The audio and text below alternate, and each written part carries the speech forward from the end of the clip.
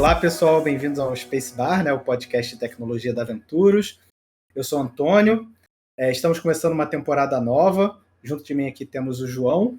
E aí, pessoal, tudo bem? Eu sou analista de desenvolvimento do Venturos e vamos dar aqui boas-vindas ao Daniel e ao Vinícius. Então, por favor, Daniel, se apresente aí pra gente. Olá, pessoal, tudo bem? Boa tarde, bom dia, boa noite. Eu sou o Daniel Furtado. Eu sou designer, trabalho aqui no Venturos como head de design. Me divirto muito aqui com o nosso time de design plural, cheio de gente maluca. Eu estou muito feliz de estar aqui participando com vocês. Espero que todo mundo que esteja aí esteja feliz também de estar ouvindo a gente. Vini, você podia falar um pouco de você? Fala, pessoal, tudo jóia? Bom, eu sou o Vinícius, um dos 72 Vinícius que tem no Venturos. Aí, como eu sou um dos primeiros, eu consegui pegar o apelido de Vini, que é o mais legal. Mas, enfim, eu tô aqui faz um tempo já no Venturos. Fez 10 anos já, na verdade. Não, vai fazer em agosto. E eu entrei eu sou designer também, entrei mais como designer de interação, trabalhei bastante com UI, com UX. E aí eu fui achando meu caminho, tanto na minha vida pessoal quanto na minha vida profissional. E esses caminhos, eles me levaram a trabalhar a querer trabalhar mais com a parte criativa, o lado criativo do design, né? O lado que se comunica com outras pessoas, com o público, principalmente de maneira visual. E aí eu comecei a trabalhar, o caminho foi dando certo, as coisas foram acontecendo e hoje eu trabalho com isso aqui. Eu sou Creative Lead aqui no Venturos, então eu olho para as coisas da marca no geral, principalmente quando se trata de comunicação visual e a parte criativa, enfim. E é isso. Estou feliz de estar aqui para a gente conversar um pouco. Eu só queria fazer um adendo, Vini, que na verdade, assim, você é um dos 70 Vinícius que estão na empresa, sendo que dos 70 Vinícius, 90% deles estão no design, né? Sim. Ainda tem isso. Mas, então, nosso assunto hoje é sobre design e tecnologia, né? A Venturos, ela é uma empresa, é um centro de pesquisa. O Dani é nosso head de design, aí já está há 2 anos com a gente. E aí a gente quer falar um pouco de como que é a relação do design, que tem um entendimento, assim, ainda tem pessoas que não entendem muito bem o que o designer faz, né? Assim, minha avó não entende, meus pais não entendem o que é o design. Então a gente vai conversar um pouco sobre isso. E eu queria primeiro assim que vocês fizessem uma breve fala sobre como que é a relação design e tecnologia para vocês. Então, eu acho essa pergunta é muito engraçada, porque para mim design é uma tecnologia, sabe? Tipo, design é tecnologia, mas eu entendo a pergunta. Então, o design é uma profissão técnica, onde as pessoas vão usar uma série de métodos, às vezes científicos ali, às vezes de, sei lá, industrializados, para a gente conseguir descobrir informação a respeito de um determinado problema, um determinado universo, e fazer propostas de melhoria em cima disso. Provavelmente, quando a gente está descobrindo alguma coisa, a gente vai usar uma tecnologia para descobrir. Por exemplo, usar um script que está numa página, num site, para ver como é que as pessoas navegam, por exemplo. Ou então fazer um formulário e enviar o formulário para alguém. Então a gente vai usar uma tecnologia. Vou até fazer de conta que se eu tivesse pedido para preencher uma carta, não seria tecnologia, apesar de ser. Mas vamos assim. Então a gente vai usar tecnologia para descobrir, né? Tudo é tecnologia. Você sentou num banquinho, é tecnologia. Então, assim, a gente vai usar essas tecnologias para tentar descobrir alguma coisa a respeito de um determinado universo. E a gente vai provavelmente usar tecnologia para trabalhar no que a gente descobriu, tipo, usando post-its. Post-it é uma tecnologia. E aí a gente vai usar uma tecnologia de saída para entregar um resultado para um grupo de pessoas. E aí pode ser que é o pedaço que faça mais sentido para, por exemplo, quem trabalha no Venturos, que é o designer tá perto desse pedaço, que é entregar a solução tecnológica com o ponto de vista do design. Mas o design está encarando todos esses lados. Então, para mim... Mas eu acho muito engraçado mesmo a palavra tecnologia, porque qualquer lápis bem apontado também é tecnologia. Então, assim, tipo, qualquer lapiseira Com aquela piseira de ponta 07, né, Vini? Já é tecnologia. Já é tecnologia. Não, uma vareta com, sei lá, carvão, você consegue escrever, rabiscar alguma coisa, já é tecnologia, né? Mas separando essas coisas, tecnologia, né, e design, da maneira como a gente vê hoje, eu fico até meio assim de falar também, porque o Dani é professor, o Antônio também é puta designer, mas enfim, eu pelo menos consigo, quando eu separo, eu consigo ver dessa forma, assim, a gente tem a área de tecnologia, né, que tipo, vou falar que é onde a gente trabalha, você já pensa em programação, computador, às vezes até indústria, como isso é aplicado na indústria, e aí por aí vai, é gigantesco, né, mas enfim. Eu penso muito que, beleza, falando que isso é tecnologia, essas coisas elas estão para servir a gente, de certa forma. A gente vai descobrindo coisas para servir a gente, coisas que vão ser úteis, coisas que vão nos ajudar no dia a dia, que vão melhorar a produção, né, melhorar a rentabilidade e tudo mais. Mas aí a gente descobre tudo isso e, às vezes, a gente precisa saber como usar essas coisas. Tipo, a gente não sabe, às vezes a gente não sabe para que elas... Como realmente utilizar aquilo que a gente está descobrindo.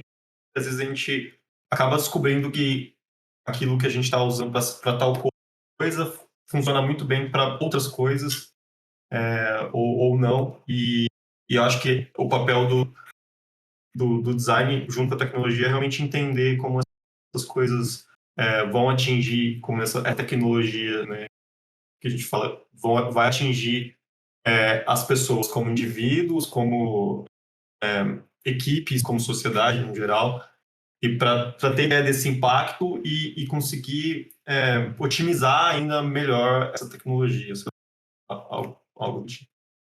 Então, separando, eu diria que dá para traçar uma linha assim, mas eu acho que por aí. Cara, assim, um negócio que eu queria comentar sobre o que vocês estão falando sobre tecnologia e tudo pode ser considerado tecnologia, é porque a gente vê ao longo da nossa história como humanidade diversas ferramentas que a gente foi desenvolvendo e foi aplicando tecnologia antes mesmo desse mundo tecnológico que a gente chama hoje existe. Então a gente poderia traçar de uma forma diferente como a tecnologia desse mundo digital, né? Que foi esse marco digital que entrou nas nossas vidas de algumas décadas para cá, que foi causando essa revolução.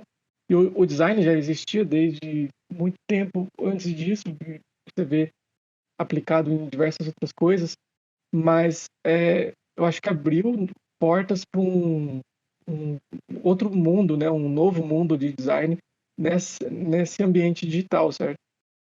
Depois a gente pode complementar, assim, mas eu acho que é visível que é uma profissão nova, assim.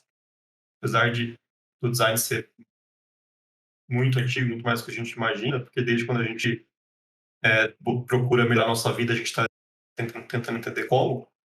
O design, ele, como profissão no mundo de tecnologia, ele é uma coisa muito nova. Eu entrei no Venturos em 2012,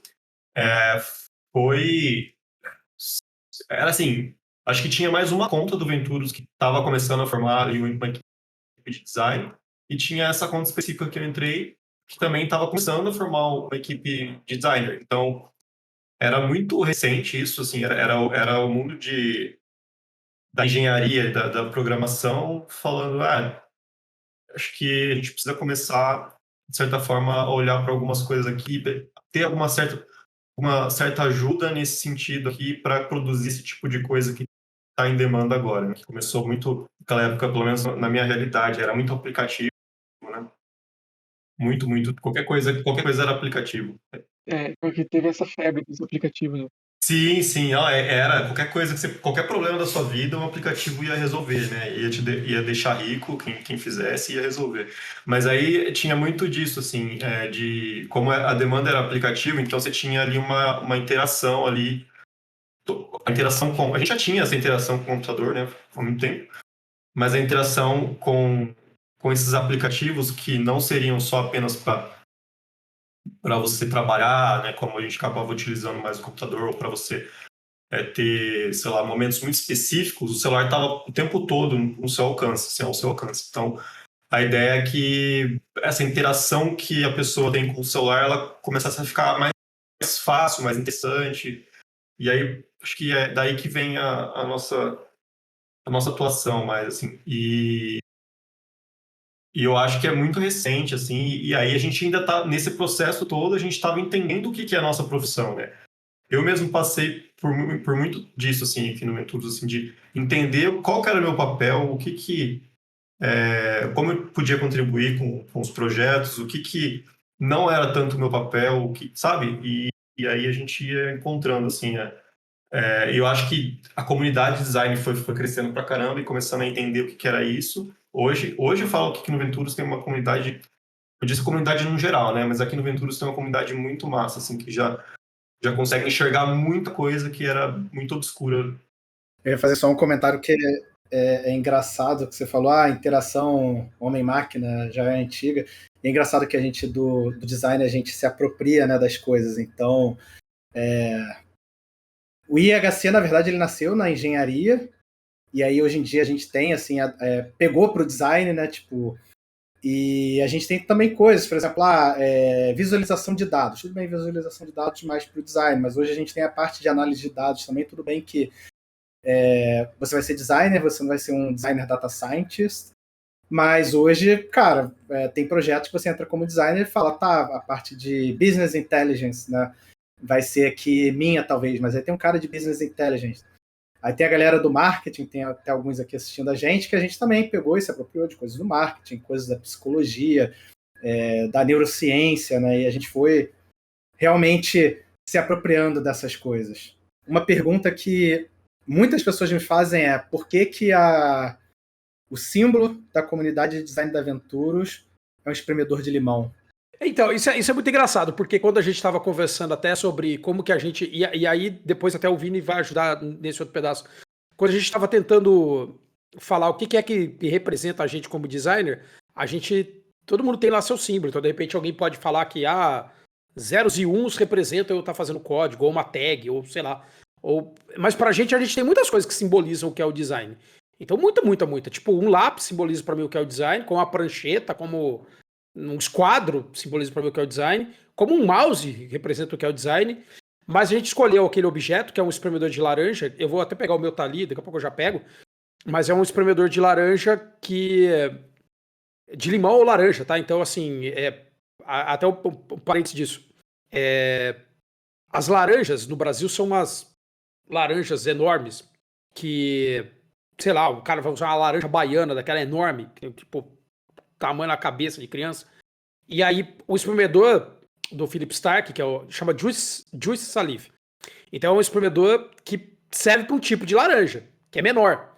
E no Brasil é melhor para limão. Então, é melhor para fazer caipirinha. Porque o tamanho, para encaixar, se pegar uma laranja grande, a laranja não encaixa nele. Então, é melhor que seja um limão ali. Mas aquele símbolo é um símbolo de como que o design sai só do que é forma e função, porque a gente fala muito sobre uma questão no design chamado forma e função, que é uma questão que é vista na arquitetura, que é vista no design industrial, etc., que diz que as coisas têm uma forma qualquer, porque elas seguem a função que aquela coisa tem. Então, uma cadeira tem forma de cadeira, porque ela faz o papel de uma cadeira.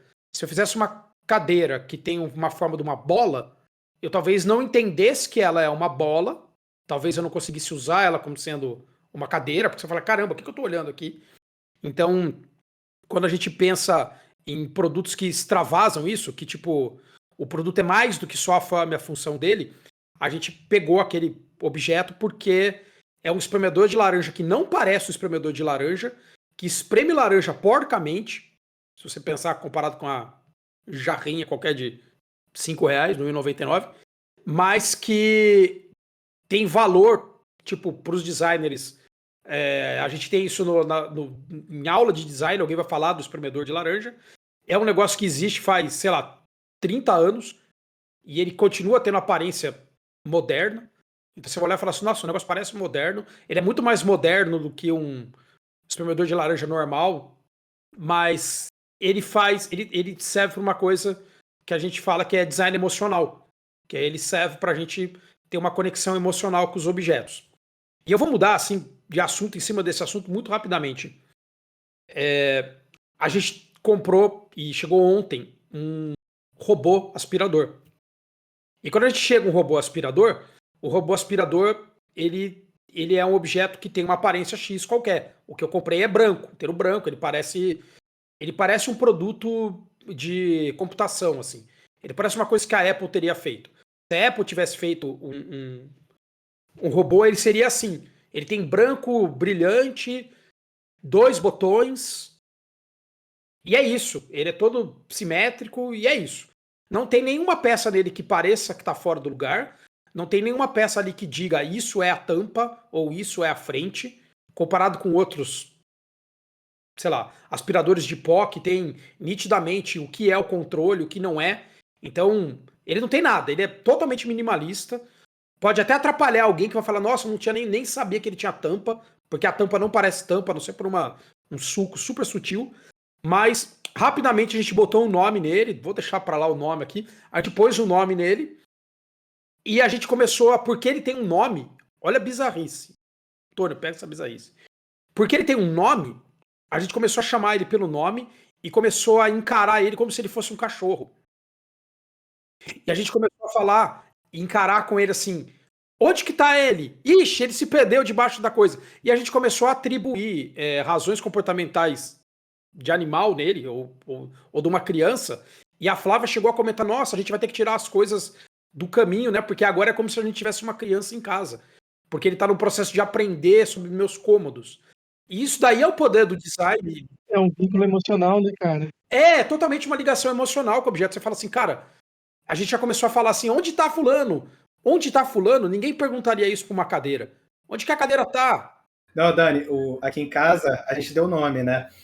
E aí o meu eu tinha chamado de Wall-E inicialmente, só que aí minha esposa falou, não, pô, isso é sacanagem, vacilo, o Wall-E é mó fofinho, ele tem sentimento, você tá só com um robô que passa o negócio no chão. Eu chamei ele de Samuel, que ficou um nome mais robótico. Ela falou, agora tá bom, tem menos conexão emocional com ele. Fica pensando assim, meu, você tá trabalhando muito. Eu falei pra ele hoje, meu, você tá trabalhando muito, volta pra sua base, amigo. O que você tá fazendo? Você vai trabalhar até que horas, cara? E tipo, meu, é muito. E isso tem tudo a ver com essa relação emocional. Acho que foi por isso que a gente pegou um objeto ali, que é um objeto que ele tem uma. Ele é feito pra você ter uma relação emocional com ele. Assim como os outros objetos, tem muito objeto que não. Tipo, tanto faz se o meu mousepad, sabe? Não me importa o meu mousepad. Mas algumas pessoas vão falar, não, me importa o meu mousepad, sim, ou me importa o meu robô aspirador. E isso tem a ver muito com isso, porque independente do design agora, tecnês falando ali, mas a gente vai se conectar com coisas, porque a gente é assim, faz parte da nossa cabeça. A gente se conectar com um banco, a gente conversar com uma árvore, sei lá, tipo, a gente faz isso, assim. Eu converso com as minhas plantas sempre.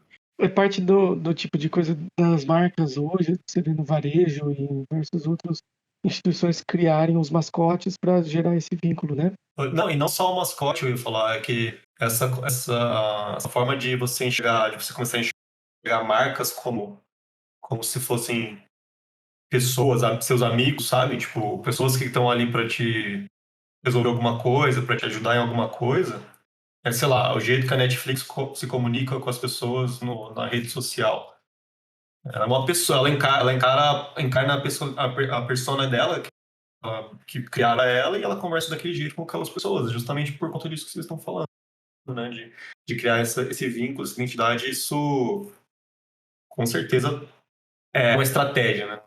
Talvez você vai comentar um pouco dessa parte de como a marca conversa com as pessoas através de como ela faz o produto, né? Como é o design do produto dela, vai transparecer a maneira como ela se comunica, a imagem que ela quer passar e tudo, toda essa carga. Isso está no design do produto, mas uma fala aí que o Daniel acabou de comentar, que esse robô aqui parece algo que a Apple teria feito. É exatamente isso. Posso afirmar com um certo grau de certeza que é exatamente isso que ela quer que as pessoas pensem. Ela quer atacar aquele perfil de pessoa que compraria algo da Apple, mas ela está comprando meu produto porque é um produto bonito, é um produto que dá esse toque refinado no acabamento. E é isso que ela quer conversar com o potencial cliente dele. E aí, falando de robô aspirador, na hora que ele comentou isso, eu lembrei do robô aspirador da Makita. Eu não sei se vocês procurarem aí a imagem do robô aspirador da Makita, aquilo ali conversa exatamente com o potencial cliente-alvo da Makita, porque o robô parece um mini tanque. E é mesmo estilo das máquinas da Makita, né? Que ela conversa com aquela, para passar aquela imagem de robustez, de durabilidade, de força. E eu acho que isso vai gerando esses nichos, né? E aí agora a gente vem ao tema aqui da marca Venturos, né? Que foi um desenvolvimento aqui do nosso design convidado aqui, o Vinícius, né? Não, então, na verdade, o que acontece? O Venturos, ele passou por alguns rebrandings, né? Desde 2000, acho que foi fundado em 95, e desde 2005 que a gente tem um logo. Desde 2005 a gente tem logo. Então, a gente tem o logo, tinha um logo verdinho, assim, símbolo infinito. E era um logo, eu gostava daquele logo, assim. Porque talvez eu tenha também uma lembrança afetiva, assim, né? Porque foi comecei 10 anos atrás e tal, mas era um logo bacana, assim. Mas eu acho que ele era bem engenheirão, assim, ó. Um logo bem... Dizia muito do Venturos naquela época, assim, mesmo. O Venturos, ele era muito... Essa questão de projetos, né? De atuar em projetos. Então, assim, tipo, tinha contas... eu trabalho na conta tal, fulano trabalha em outra conta, as contas são diferentes, tem outros clientes, outros projetos. E o marketing funcionava assim também. Ele era digamos que um pool onde caíam demandas assim de evento, sei lá, de apresentação e tudo mais, que alguns designers conseguiam trabalhar ali, né, conseguiam dividir tempo de alocação ali com o projeto, e esses designers faziam esses materiais visuais assim para o Venturos, pegando ali o manual da marca que aquela agência fez. Então, aquela agência bolou ali a marca, deu um manual com a paleta de cor, alguns direcionamentos. Aí o designer ia lá e falava, pegava esse manual e falava, preciso criar uma divulgação para esse evento X aqui. Vou olhar esse manual, vou fazer uma parada aqui. Ele fazia o que ele achava legal, o que achava que era visualmente interessante, que servisse ao propósito, e aquilo lá ia ser divulgado. Só que aí esse designer voltava para o projeto, e o projeto pegava fogo, ele não conseguia mais, às vezes, olhar para outra coisa de marketing, outro designer ia pegar outro evento ou outra coisa para fazer do Venturos ali no marketing e olhar para o manual da marca e ter uma interpretação diferente e fazer outro material visual bem diferente do que aquele primeiro designer fez. E isso foi acontecendo muito, assim, né? Tanto que aí isso acabou resultando numa marca um pouco fragmentada, né? Um posicionamento um pouco fragmentado, falando visualmente, assim, porque você via vários Venturos, né? Você via vários tipos de Venturos, assim, sendo comunicados. E na verdade, eu comecei a olhar para isso, assim, eu estava em projetos ainda, trabalhando. Eu mudei muito de cliente, de projeto ao longo desses anos, né? Mas eu estava sempre olhando para isso, assim, meio que falando, cara, a gente... Principalmente depois do último brand, né, que a gente começou a ter uma marca legal, eu falei, nossa, seria muito massa ter alguém, depois, uma equipe que estivesse olhando para isso e da forma de pensar como que essa marca pode se comunicar com esse público, com o público do Venturos de maneira adequada, consistente e que vá entregar, vai aumentar os resultados, né, esperados, enfim. E aí foi isso. O que eu fiz, na verdade, então, não foi um trabalho de criar a marca. Eu fiz um trabalho de pegar o que foi criado e falar, beleza, a gente tem essa marca, a gente tem vários trabalhos que já foram feitos por outros designers, tem uma linha criativa aqui sendo esboçada, né, que a galera já usava muito a parada de espaço, né, de elementos espaciais e tudo mais, nave, foguete e tal. Aí eu comecei a pegar isso e falei, bom, o que a gente tem aqui no nosso manual da marca, de estratégia, missão, visão, valores, o que isso reflete hoje, o que isso pode refletir visualmente? Como isso pode refletir visualmente? E aí eu comecei a alinhar essas coisas, e é um trabalho de pura exploração, assim, principalmente quando você ainda tem que dividir o seu espaço com alguns projetos, mas assim, é realmente de tentar pegar tudo isso que o Venturus tem de objetivo, né, declarado ali no manual da marca e na missão, visão, valores e propósito, e tentar criar uma linguagem visual que expresse isso. Eu queria até só falar uma coisa em cima disso, e também que é importante para todo mundo, até quem tá ouvindo, de repente tem interesse em saber mais sobre esse tipo de assunto, que não é uma coisa que foi da noite pro dia. Então, eu acho que isso é uma coisa que é super importante. Isso não é uma coisa da noite pro dia. A gente olhar um robô aspirador e achar que ele é da Apple não é uma coisa que acontece da noite pro dia. Isso não é pum, pum, não é assim.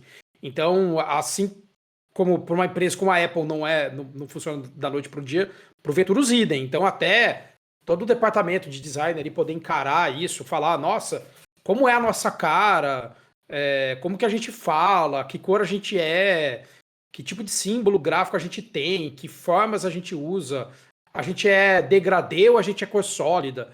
Isso daí é um monte de tentativa, isso é um monte de construção, né, Vini? É uma coisa que vai sendo construída e que tem que ter muita paciência, porque também a gente não está falando de uma coisa ali que é uma ciência exata.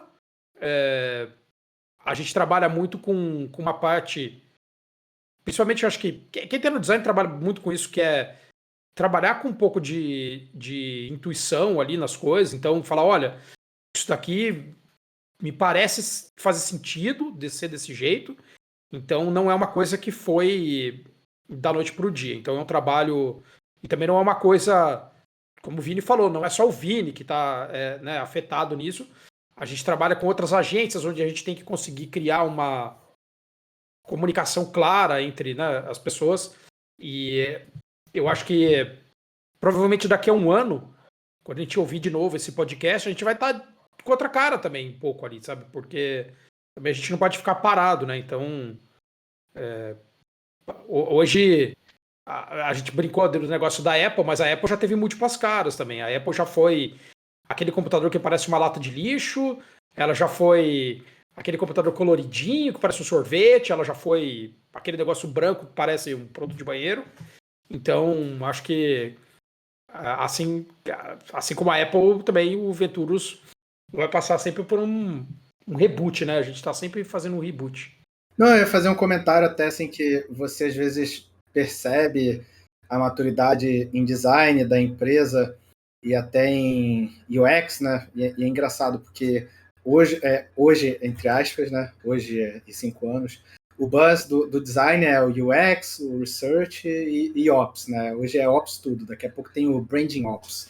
Mas que assim, o nível de maturidade da empresa às vezes vai quando você como que a pessoa trata a parte, principalmente relacionada até ao trabalho do Vini, do design criativo, né, do design de marca.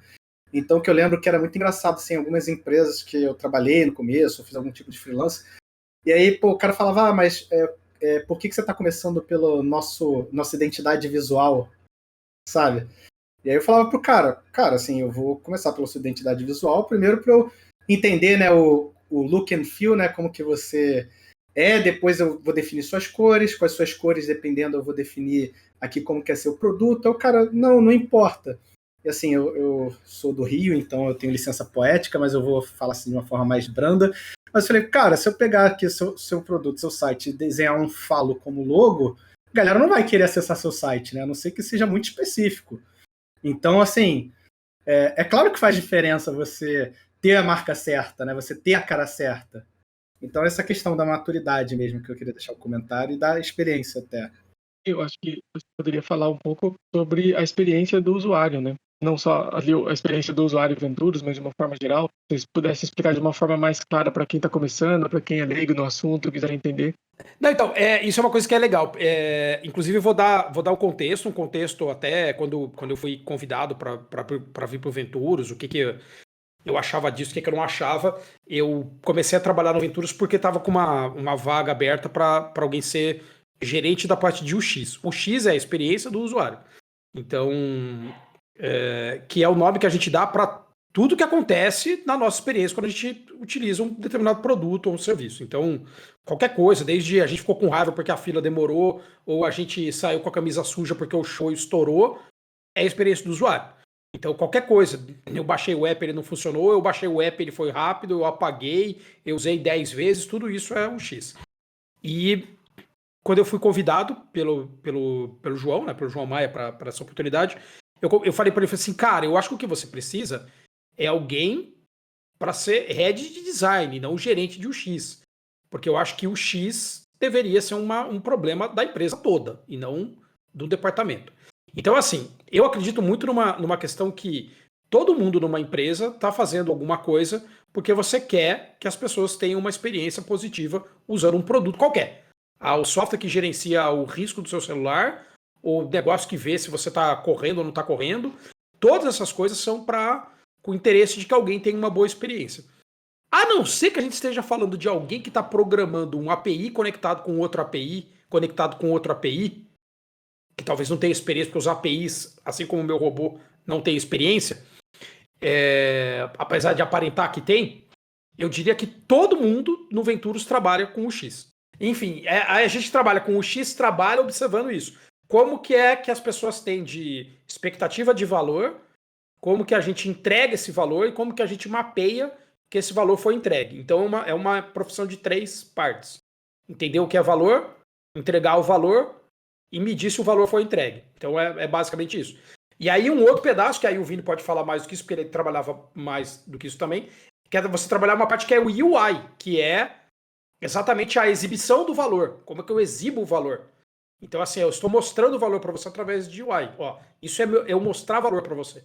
Esse é o valor que eu estou te mostrando. E aí a gente trabalha para deixar esse valor o mais nítido possível para os usuários, né? Então, por exemplo, de novo, no negócio do aspirador da Makita, ele é da cor da Makita, ele parece o Robocop, ele parece, sabe, tipo, aquilo tudo ali tem a ver com uma coisa que eu vou chamar ali de UI, muito erroneamente, porque não é exatamente, mas talvez o app que controla o app da Makita seja um aplicativo idêntico ao que controla o meu Xiaomi, que parece da Apple, porque o problema é o mesmo que está sendo resolvido, né? Então, mas é basicamente isso. Então, e aí fica até uma dica para você que está ouvindo esse podcast. Eu tenho um canal de YouTube chamado UX Now a respeito disso. Então você pode procurar lá UX Now, entre, curte o canal, dê like. É o principal canal no YouTube sobre esse tema. Me rendeu até um emprego aqui no Ventura isso aí. Não falando apenas de construir a marca, mas você construir algo envolve esse processo criativo. E a gente vê muitas dessas pessoas que trabalham diariamente com criatividade, com a criação, meio que chegar em um momento de esgotamento da criatividade, causar bloqueios. Vocês têm dicas para quem passa por algum problema de criatividade, quem quer ser mais criativo e não tem criatividade, vamos dizer, nata? Já passaram por isso? Conta um pouco da experiência de vocês. Cara, eu tenho 2 dicas para falar, acho, para dar, na verdade. Tem uma dica que eu levo para mim, assim, desde quando eu vi um episódio de Mad Men, né? Eu gosto muito de Mad Men, assisti 3 vezes essa série, acho sensacional, assim, gosto pra caramba. Só que cada vez que eu assisti ela, e pretendo assistir de novo, cada vez que eu assisto ela, eu vejo de maneira muito diferente, isso é muito engraçado. Mas tem uma dica lá que o Don Draper, tá? Que, tipo, desde quando ele deu aquela dica eu tomo pra mim. Mas aí depois eu fui atrás e obviamente, não é uma dica dele, né? É uma coisa que é óbvia. Não é óbvia, tão óbvia assim, mas é uma coisa que há muitos anos já se fala e é uma dica, assim, muito interessante. E eu acho que é uma coisa até de freudiana, assim mesmo, que é sobre o subconsciente. E eu confio muito no poder subconsciente. Então, a primeira dica que eu daria sobre essa questão de bloqueio criativo é o que eu costumo fazer, que é o que eu ouvi o Draper falando, que é trabalhe muito em alguma coisa, pense muito sobre aquilo e depois você esquece aquilo. E aí a resposta vai acabar vindo na sua cabeça. Isso sempre funcionou para mim depois que eu peguei essa dica, cara. Porque, assim, Na verdade, não é que às vezes a resposta vai vir na sua cabeça. Já aconteceu várias vezes comigo também, mas se eu tô, sei lá, tendo um problema para criar alguma coisa aqui, um visual ou de alguma composição, ou tentando pensar como criar uma identidade específica e tudo mais, eu vou trabalhar muito em cima daquilo, vou ler tudo que eu posso, vou tentar estratégias, rabiscar muito, vou pensar muito em melhores maneiras daquilo se resolver. E às vezes surgem essas respostas. E mesmo se surgir, eu depois esqueço daquilo. Passa um dia, 2 dias, eu olho para aquilo de novo, vejo se aquilo que surgiu ainda faz sentido. Se não surgiu, a hora que eu olho de novo, eu vou olhar com uma cabeça completamente cansada, sabe? E aí eu vou perceber coisas que eu não tinha percebido e as respostas que eu estava procurando ali naquele momento com a cabeça super ocupada ali, elas vão vir, né? Elas não vieram e elas vão vir. Isso sempre funcionou para mim, assim. E uma outra, assim, que eu daria, que acho que essa é a que eu mais uso, assim, até.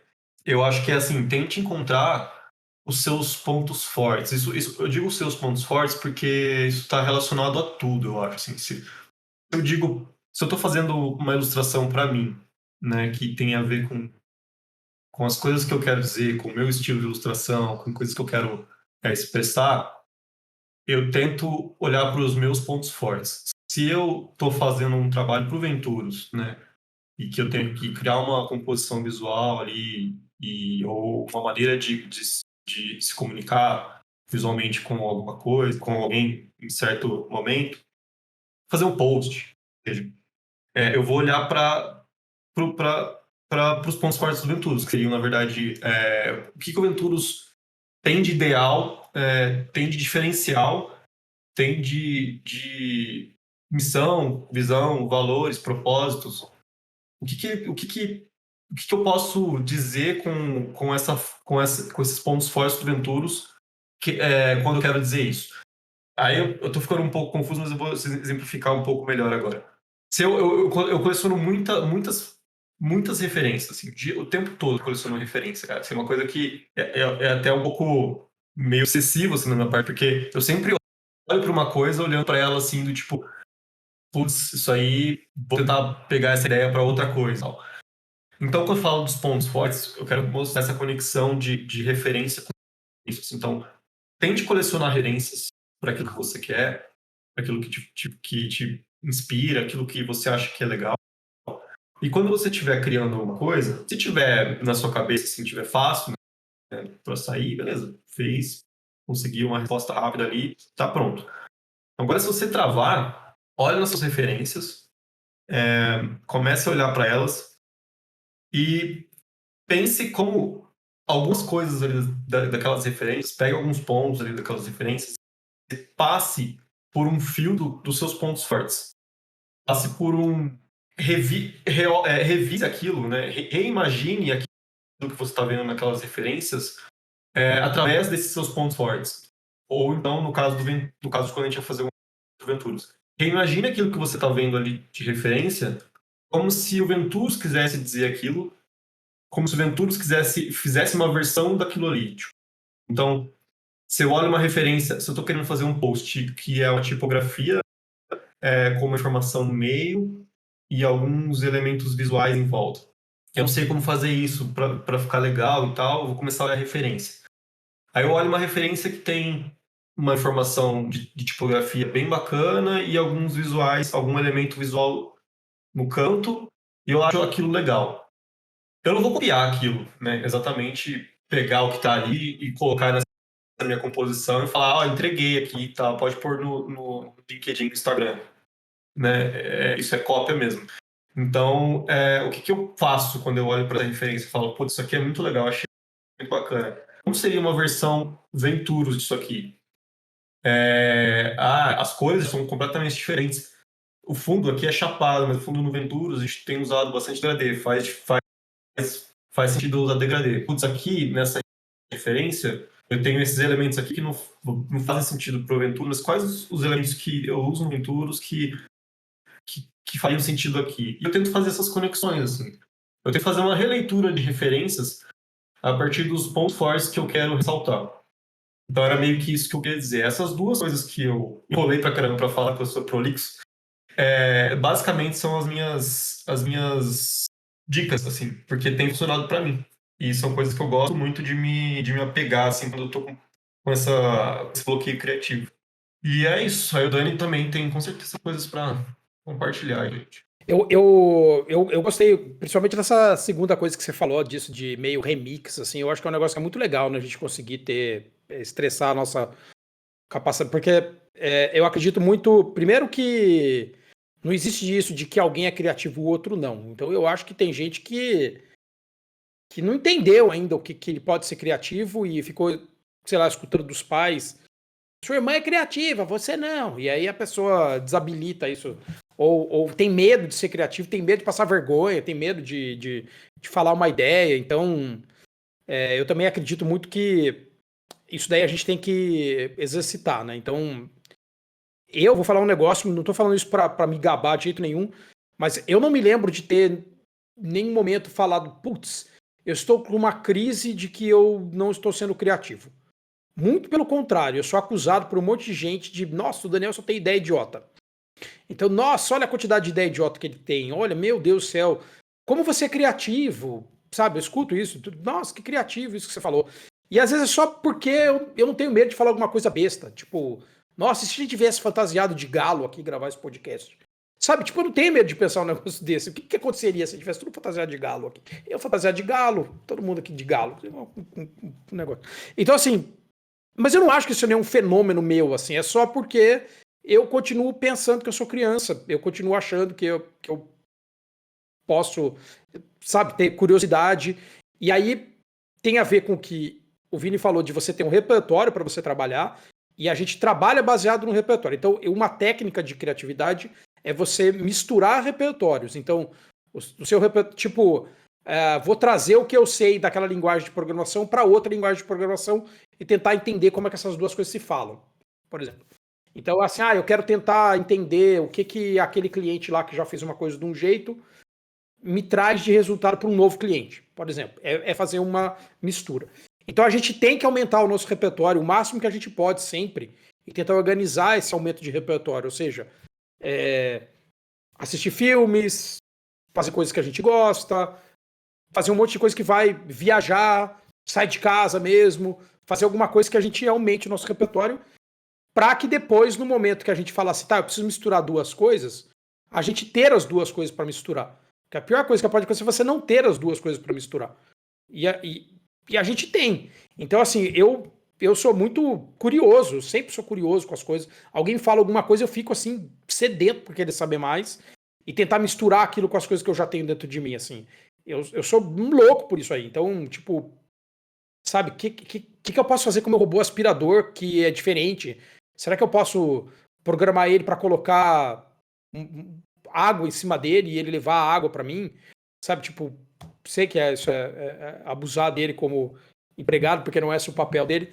Mas, sabe, o que mais eu posso fazer? Eu posso pintar ele, eu posso colocar um bigode em cima dele, eu posso colocar um moicano nele. Será que vai ficar muito legalzinho ele andando por aí com um moicano? Então, tipo. Então eu já fico, minha cabeça já fica fazendo isso. E então eu acho que a gente tem que conseguir permitir que a gente tenha essas cretinices assim também. Eu acho que é importante. Pô, se permita ter cretinice, porque quanto mais você fala assim, não, essa cretinice não cabe no Bud, não, essa cretinice não cabe no sprint, não, menos você vai conseguir ser criativo, porque todo momento que você está começando a ser criativo, você vai lá e corta. E uma outra coisa também, uma dica em cima disso, mas só tem a ver com esse momento que o Vini falou de você deixar a criatividade matutando na tua cabeça. É muito difícil você conseguir ter criatividade se você é interrompido o tempo todo. Porque depende das coisas acontecerem na sua cabeça com calma, depende de você ter um momento onde você tá, tipo, quase que num transe, de poder falar assim, nossa, nesse momento eu tô fazendo uma atividade que ela me ocupa suficientemente bastante para eu não pensar em outras coisas, mas não tira o foco do que eu tô fazendo. Então, isso dá para fazer técnica disso escutando música, eu faço isso montando Lego, então eu faço isso, pô, preciso criar um novo conteúdo, um curso, criar uma nova dinâmica, eu começo a fazer alguma coisa que eu sei que não vai, que vai me deixar num pequeno transe, tipo montar Lego. E enquanto eu tô montando Lego, eu não tô montando Lego pensando no Lego. Eu tô montando Lego pensando em outra coisa. O Lego é um pretexto. Então, alguém vai falar, nossa, como você tem paciência de montar Lego? Eu nem percebo que eu tô montando Lego. Eu só percebo que eu consegui 6 horas para eu ficar pensando. Com o Lego na minha frente, assim como poderia ser um joguinho de celular. Então, eu acho que a gente tem que falar, não, eu tenho que sair de uma situação onde eu posso ser interrompido e fazer isso. Então, eu faço isso viajando, eu acho que o Vini faz isso também. Tipo, eu gosto de viajar de carro, porque eu vou ficar viajando de carro 2 horas, eu acho excelente, porque, tipo, não é tão complexo viajar de carro, assim, você vai pegar uma estrada e dá tempo da minha cabeça ficar falando, pô, e se eu fizesse uma palestra de design que o tema é o Yellow Submarine dos Beatles? Como é que seria essa palestra se ela existisse? Ah, seria assim, assim, assado. Será que eu poderia usar cada frase do Yellow Submarine como um pedaço da palestra? Sabe, in a town, I was born. Então, eu fico fazendo isso muito quando eu tô, tipo, nesses transes no carro, etc, etc. Só que a gente se afunda em reunião, a gente se afunda em interrupções, em coisas que duram intervalos de 15 minutos. E aí, putz, pra mim isso aí é um esmagador de criatividade. Só aproveitando rapidinho o gancho do que o Dani falou. Eu adoro lavar a louça, velho. Porque quando eu tô lavando louça, tipo, sempre é um momento que eu sou muito criativo. Lavar louça e tomar banho. Acho que tem alguma coisa com a água também, assim, que pra mim é muito legal, assim. Eu só vou dar meus pitacos, talvez eu seja repetitivo em alguns pontos, né? Mas, assim, é um pouco... Cara, eu vou falar, assim, baseado no que eu conheço, se alguém conhecer algo mais atual, mas eu lembro que quando eu estudei, assim, tinha aquela teoria de que você tem, tipo, 9 ou 8 tipos de inteligência, né? Então você tem as pessoas que são mais voltadas para matemática. Claro que uma vez ou outra surge, sei lá, o Einstein, aí... E é engraçado, porque, na verdade, esse mesmo estudo que às vezes fala do Einstein, só que tem um outro estudo que mostra que as pessoas que são consideradas geniais, às vezes elas têm um hobby assim artístico, a pessoa, cara, ele pinta às vezes igual o Van Gogh, sabe? Igual o Monet. Só que, pô, o foco da pessoa, ela é conhecida pela matemática, até porque a gente tem a gente acaba prezando mais pela inteligência lógica e matemática do que as outras, mas pode ser que, sei lá, o Van Gogh, ele seria muito sinistro em algum outro tipo de inteligência, sabe? Não necessariamente a lógica matemática. Então você tem isso. E, na verdade, nenhuma dessas inteligências, não existe uma inteligência criativa. Na verdade, todas essas inteligências você pode ter criatividade. Você pode ter criatividade para resolver uma equação, porque, cara, você chega lá e resolve uma equação que não é resolvida há 100 anos, provavelmente você foi criativo, né? Tipo, você não, não foi assim, Jung, o universo, apesar de concordar com parte do que o Vini falou, mas não foi o subconsciente coletivo que falou, não, agora vai lá, Einstein, brilha, sabe? Faz a teoria da relatividade. Vini, eu sei que não foi isso que você quis dizer, mas estou falando assim, que pode ter gente que interprete assim, não, o universo vai me mandar a resposta. Não, porque eu acho que muitas vezes... Eu queria fazer um adendo rapidinho, cara. Eu fui pesquisar essa frase do Don Draper, né, uma época, e aí eu vi um artigo que o cara fala que, na verdade, sobre essa questão do subconsciente fazer o trabalho enquanto você descansa, é o seu subconsciente que trabalhou, que pegou coisa do seu consciente que trabalhou pra caramba. Não é assim, tipo, quero a resposta de algo e eu vou dormir, porque aí vai aparecer. Você tem que trabalhar pra caramba naquilo lá. E é um livro matemático. É um livro matemático que a mulher fala isso, justamente pra você ter criatividade em serviço, em qualquer coisa. Em trampo, tipo, exaustivo, às vezes, que você tá ali anos e não consegue chegar.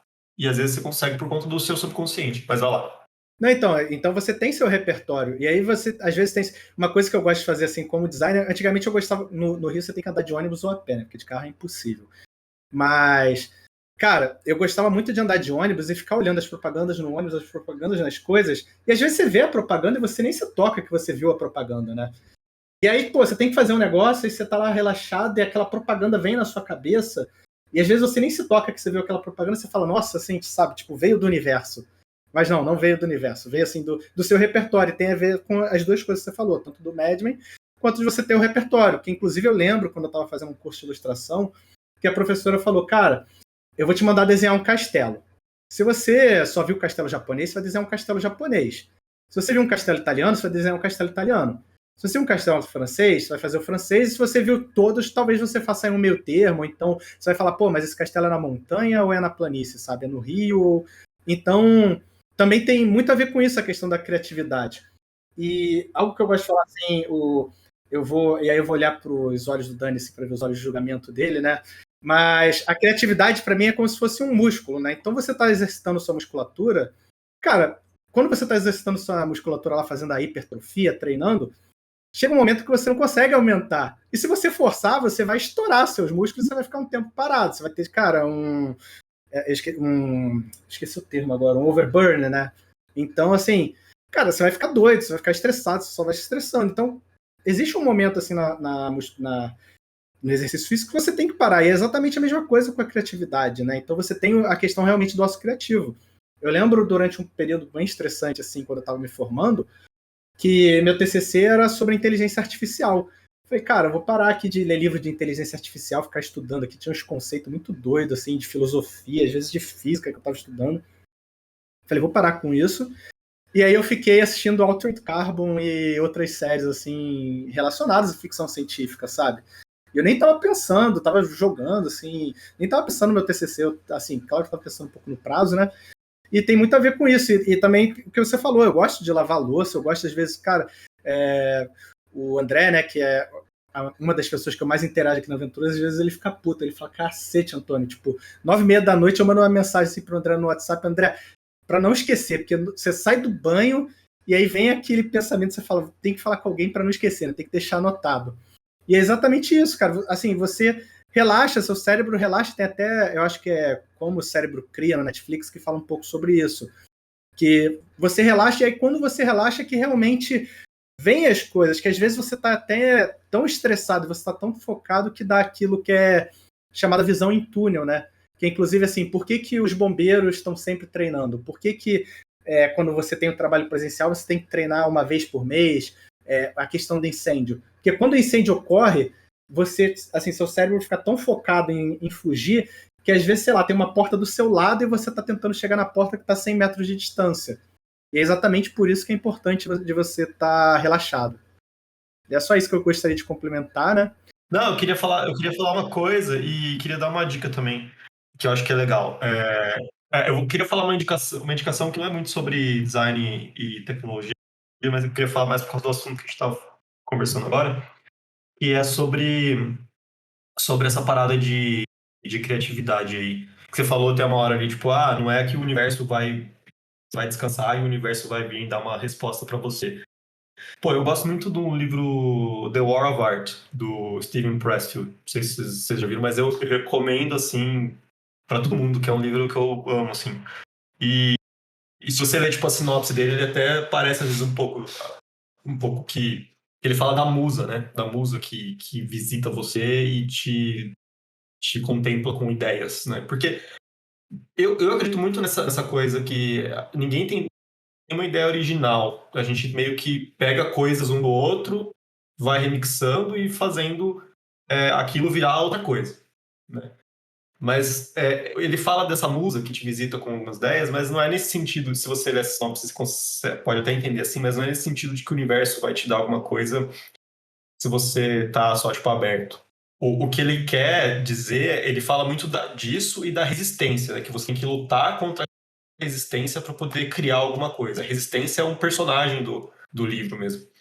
E esse lutar contra a resistência é justamente você chamar a musa, né? Você, tipo, tentar produzir ali, tentar, às vezes, entrar num ritual de realmente trabalhar. Ele fala muito de evitar a resistência para você conseguir trabalhar, mas às vezes a musa te visita em um momento que você não está trabalhando.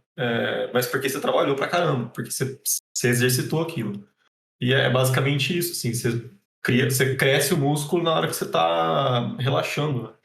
E esse é uma dica que eu dou, assim, muito voltada para criatividade. É um livro que eu acho que eu recomendo muito, que eu acho que é muito legal. E agora, só para terminar, assim, de coisas mais voltadas para tecnologia, que a gente junta design com tecnologia, assim. Eu não sei se é uma dica, mas é uma coisa que eu pensei, assim, de cara. que é o que fez muita diferença para mim, que é o iPad, cara, a questão do tablet. Né? Eu acho que é uma parada muito interessante, assim, para quem curte ilustrar ou para quem curte design, de certa forma, design gráfico. Para mim foi muito interessante, principalmente por conta da ilustração, que é uma parada que eu tinha muita barreira, assim, antes. E de conseguir pegar o papel e desenhar uma coisa e eu olhar e falar, puta feio, e ficar apagando aquilo lá, e você acaba destruindo o papel, você começa a ficar frustrado, e aí nunca consegui fazer um sketchbook, porque eu queria, você pegava aqueles sketchbooks bonitos, assim, e você fala, pô, vou ter que desenhar umas coisas massa aqui, né? Tipo um Moleskine, aí você começa a desenhar uma coisa, assim, já fica tosco, aí você arranca aquela página, e aí você não consegue fazer um sketchbook, porque você vê... Aí tem que começar tudo de novo, aí você fica com preguiça. Porque você vê o sketchbook dos caras no Instagram, é tudo uma maravilha, né? Os caras destroem, assim, mas, enfim.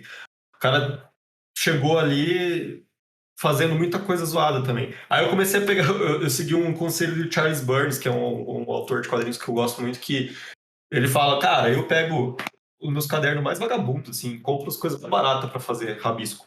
Porque eu não me sinto inibido, né, de querer fazer uma coisa massa ali. Então, tipo, eu tô começando a fazer coisa realmente, tipo, em caderninho zoado, assim, sabe? Mas o que eu quero dizer com o iPad é que o iPad, ele me ajudou muito a lidar com... Pode ser qualquer tablet, né? Mas é que no meu caso é o iPad. Ele ajudou muito a lidar com essa frustração que eu tenho com o papel, assim. E que me fez, de certa forma, conseguir desenvolver um pouco esse meu lado mais criativo sem ter medo, assim, sem ter frustrações, porque era uma coisa que, como eu disse, eu sou muito apegado às coisas físicas, assim, então, tipo, ali eu consegui explorar muito sem me preocupar, sabe? Eu não tenho um momento onde eu sento na minha mesa e falo, vou desenhar, eu posso ir no sofá e ficar rabiscando. Então, para mim fez muita diferença. Então, se alguém que ouvir esse podcast, tipo, curte ilustração ou acha que faz sentido, né, por conta disso, assim, que quer ilustrar, quer rabiscar e tem algumas barreiras como eu tive, algo desse tipo, um tablet, assim, um iPad, eu acho que é muito maneiro. Mas é isso.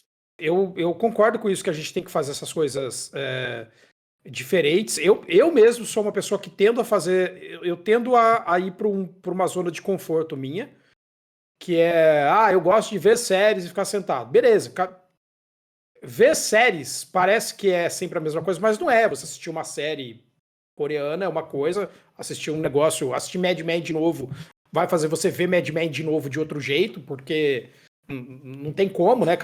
Tem muitas camadas. Você não é mais a mesma pessoa. Você não é mais a mesma pessoa. Tem um ditado que diz que um homem não toma banho no mesmo rio 2 vezes, né? Porque o rio mudou e o homem mudou. Então, eu acredito muito nisso, só que também concordo que não adianta você querer fazer isso com o objetivo de ter um reboot de criatividade. Não dá pra você falar assim, eu hoje vou no shopping porque eu quero ter um reboot de criatividade. Não, você vai no shopping e está de saco cheio. E lá vai acontecer de você tomar um sorvete lá e ter verdade, encontrar com alguém. Eu acredito muito que você tem que deixar o acaso trabalhar em um monte de coisa também. E aí é uma coisa que é interessante, assim, até assim, vocês até falaram, pô, tem alguma sugestão, né, de coisa. Quando a gente era moleque, assim, né, eu digo a gente, todo mundo que tá aqui participando, a gente tinha acesso a televisão e rádio de maneira não interativa, né? Então, você ligava a televisão e tá passando lá um negócio na sessão da tarde que quem escolheu foi a Globo. Então, você não escolheu que hoje ia passar os Goonies ou hoje ia passar, sei lá, Matilda. E você não escolhia isso e você aceitava. Beleza, você tá aqui fazer. E agora a gente tá num mundo que a gente tem que tomar a decisão do que a gente quer ver. Então a gente toma a decisão. Eu quero ver um documentário sobre design. Eu quero ver um documentário sobre tal. E a gente perde um pouco dessa aleatoriedade, desse estímulo chegar na gente sem a gente saber o que é. Então, por exemplo, eu assisto o Casimiro reagindo a coisas. Porque quando eu assisto o Casimiro reagindo a coisas, ele tá recebendo coisas ali que foi uma galera que eu não sei quem são, que falaram para ele reagir. Aí ele vai lá e reage, eu vejo a reação dele, é uma reação de outra coisa, e eu fico sabendo coisas que eu não saberia que elas existem, se não fosse pela aleatoriedade que é assistir uma live do Casimiro. Então quando o Casimiro vai lá e reage a mansão de não sei quem, eu nunca pararia para saber como é a mansão da VTube, porque não me interessa. Mas eu saber que o Casimiro viu a mansão da VTube e ele vai lá e mostra e fala, eu começo a aprender coisas que eu não teria me dado o trabalho de aprender. Então vai ter um monte de gente que fala, mas é uma futilidade. Eu não sei se é uma futilidade. Porque amanhã ou depois eu vou falar assim, nossa, vocês sabiam que, como o Fih falou, vocês sabiam que se você tiver tal coisa, acontece isso, isso, isso? Ou você sabia que ela tem um software que controla a inclinação da cadeira e que esse software foi feito por não sei quem e a gente poderia adquirir esse software, embarcar esse software no nosso aspirador de pó e aí o nosso aspirador de pó poderia abrir e fechar a janela? Você fala, uou, de onde você tirou isso? Tirei isso porque eu vi o Casimiro reagindo ao vídeo da VTube, ou porque eu fui num restaurante, ou porque quando você foi no lugar a maquininha não passou e o cara falou assim, me paga pelo WhatsApp. Você, pô, pelo WhatsApp? Nunca paguei ninguém pelo WhatsApp. Então, assim, eu acho que a gente realmente tem que se dar ao luxo de ter um pouco de caos na nossa vida, assim, pra isso. E aí eu concordo muito com o que você falou, João. Se a gente não deixar esse caos entrar, a gente vai ter homoêxtase nos nossos sistemas da nossa própria vida e eles vão tender a encolher. Porque é isso que acontece com o sistema, ele vai tender a encolher. Ele vai encolher, eu não quero que eu encolha. Então eu quero ter aleatoriedade, eu quero poder conversar com você disso que a gente está conversando agora. E eu acho que isso realmente... E eu acho que a gente não deveria apostar nisso em viajar. Porque eu acho que você não precisa viajar para que essas coisas aconteçam. Eu acho que você pode ir na banca de jornal da frente da sua casa, supondo que tenha uma, para que essas coisas aconteçam. Ou você pode simplesmente falar assim, quer saber? Modo sorteio do Spotify, eu quero... Ou então, assim, independente do que você gosta de música ou não, eu quero ouvir a playlist 20 mais ouvidas no Brasil. Mas eu odeio funk. Cara, tudo bem que você odeia funk. Assiste as 20 mais ouvidas no Brasil mesmo assim. Sabe? Tipo, eu acho que a gente poderia aceitar isso um pouco mais, assim, esse tomperro de caos na nossa vida. Independente da gente ser designer, ou desenvolvedor, qualquer coisa. É muito... Nosso trabalho é resolver problema. A gente só vai saber que se tem problema se a gente vê as pessoas. A gente não vai saber se tem problema se a gente for procurar problema. Eu vou saber se tem problema quando chegar o problema. Então... Mas eu só não apostaria no negócio da viagem, do que você falou, assim. Falaria, não, eu tenho que ter um jeito de permitir vivenciar experiências novas no meu dia a dia. Então, se matricula num curso de uma coisa que você não faria. Concordo com o que o Antônio falou. Não tenta fazer isso ser sobre o seu trabalho. Sabe, tipo, eu tô fazendo um curso de matemática agora no Masterclass. Com um cara lá que é o campeão mundial de matemática, sei lá, o Mozart da matemática, lá o cara. E 100% do que ele tá falando eu tô anotando como se fosse design. Eu tô substituindo a palavra matemática do que ele tá falando pela palavra design. Ele usou essa referência também serve para o design. Então, assim, cara, eu tô aprendendo um monte de coisa que eu vou aplicar no meu dia a dia de um curso de matemática que teoricamente não tem nada a ver com o que eu sou, apesar da minha mãe ser física e matemática, mas que eu não consigo não pensar no meu trabalho ali um pouco. Eu falo, putz, mas eu vou fazendo aplicação prática na hora, que eu tinha que parar um pouco, mas em outras coisas não. Sei lá, em outras coisas não. Então acho que... Mas é viver a vida mesmo. Ou citando um dos hosts desse podcast, seguindo os seus sonhos. Exatamente. Quem tá seguindo os sonhos tá sempre feliz, pô. Tem uma coisa que eu aprendi recentemente que... A questão não é atingir o sonho, realizar o sonho, mas seguir, né? Siga. Porque é a jornada, é sobre a jornada. E, cara, quando eu comecei a gostar mais do processo de ilustração, de rabiscar do que do resultado, assim, do que me preocupar com aquilo que eu vou postar, para mim tudo mudou, assim. Hoje eu desenho mais para mim do que posto. Hoje eu consigo desenhar no papel e, tipo, eu desenho mais para mim porque eu gosto, assim, é divertido e eu tenho um bom tempo comigo, assim. E antes eu era muito preocupado em postar aquilo e ter likes, sabe? E, obviamente, a gente tem ego, né? Mas você tem que entender o que é o seu... Tem que entender o processo e como aquilo pode ser divertido para você. Então, tipo... E não fazer disso Aí tá a questão que o Dani falou, que eu acho que é muito importante. Se você, que o Antônio também falou, se você fizer uma coisa com essa intenção de ter a resposta, O resultado do trabalho, né? de ter o resultado, de ter uma curtida, de ter. Você pode até conseguir, mas ele perde muito do potencial se você conseguir.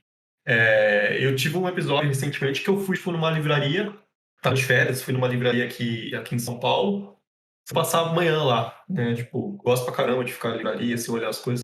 E eu fui com o intuito de sair de lá inspirado para uma coisa específica que eu queria, assim. E eu saí de lá com um ataque de pânico. Foi muito louco. Eu tive que enfrentar vários monstros meus, assim. Foi um episódio muito maluco, assim, né? Tipo, que eu parei pra pensar, cara, tipo, isso não tá certo, velho. Tipo, ficar buscando essa resposta pra tudo o tempo todo, mesmo quando você tá com tempo de relaxar, igual o Daniel falou, eu preciso relaxar, eu preciso esquecer disso. Eu preciso viver e uma hora as coisas vão chegar, assim, quando eu menos esperar. Essa questão. E o criativo tem muito esse problema, porque às vezes você não tá criativo, você não tá conseguindo entregar aquilo que você acha que você vai conseguir entregar, mas se entrega e aí na próxima, você, se puder, se tiver a ver, você evolui aquilo que você entregou. Né? A gente tem feito isso. Mas eu acho que são coisas separadas que você tem que aprender a separar mesmo. Eu ia só comentar que o Siga Seus Sonhos, inclusive, tem um pouco a ver com isso, cara. As pessoas, assim, às vezes vinha algum amigo meu começava a falar, vou fazer isso, e ficava, cara, 2 horas falando, sabe? Tipo, mas e se eu fizer isso, e aí acontecer isso, sabe? A pessoa às vezes fica planejando demais, e eu sou o cara do planejamento, mas o cara fica planejando demais e fica falando, mas e se isso acontecer, sabe? Pô, e se tiver um eclipse lunar daqui a 3 meses, cara, siga seu sonho, sabe? Tipo, bota a mão na massa, faz, seja feliz, e também, assim, as pessoas que normalmente, como eu falei, as pessoas que estão seguindo seus sonhos, elas estão no caminho da felicidade ali, pelo menos, né? Porque se você tá indo no posto dos seus sonhos, aí você tá puto, você tá infeliz. Então, tem um pouco a ver com isso, sim. Cara, isso remete a uma coisa isso que você falou, Antônio. Remete a uma coisa assim que eu ouvi uma vez. Eu acho que é aquele cara da mídia lá, o Gary Vee, que ele fala assim: se você não sente vergonha do seu começo, você começou tarde demais. Você ficar só no planejamento e pensando em tudo que pode acontecer e criando essa expectativa, mas você não tá fazendo, né? Você tem que fazer e vai ficar ruim, assim como os sketches aí do Vini, e não se chatear porque tá ruim no começo, porque você tem que fazer.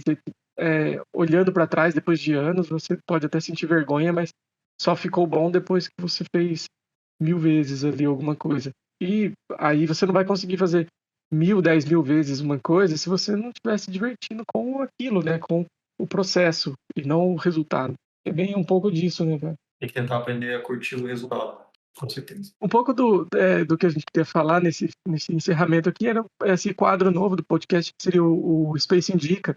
A gente pede para vocês aí o que vocês estão consumindo nos últimos tempos. Vocês já comentaram aí Mad Men, o livro que você comentou é War of Art, né? Isso. Eu não entendi errado. Tem vídeo do Casemiro indicado aí também. Tem o canal do YouTube UX Now, do Daniel. E tem mais algumas outras indicações, mesmo que não estiver relacionado diretamente com o tema, mas coisas que vocês têm consumido aí, que vocês gostariam de compartilhar com a galera? Pô, eu voltei a ler quadrinhos pra caramba, assim. Tava com saudade, tava com bloqueios, tem uns tempos aí tava sem ler nada.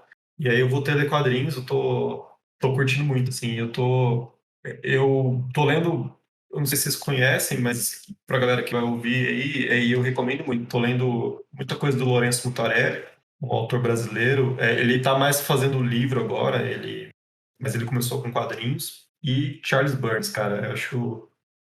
Posso recomendar os dois, que é do Black Hole, né, o Charles Burns.